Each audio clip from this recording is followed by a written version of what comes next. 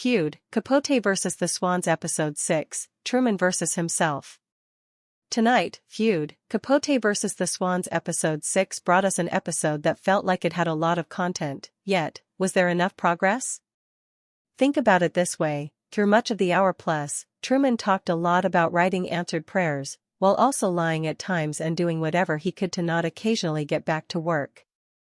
That included 1. Drinking, 2. Trying to turn Kate Harington into a star, 3. Finding temporary vices, and 4. Talking a lot about how the Swans were even worse than how he characterized them much of the time. If there is one big thing that we can say coming out of this episode, it's simply this: as beautiful and well shot and Feud may be this season, it also has moments where it is a challenging watch. After all, it begins with a real lack of redeemable people.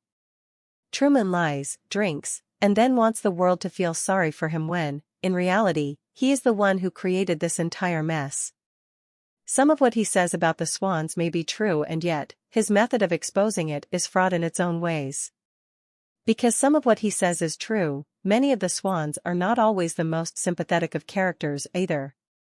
The biggest thing that Truman is forced to confront within this episode is the simple matter of his own mortality.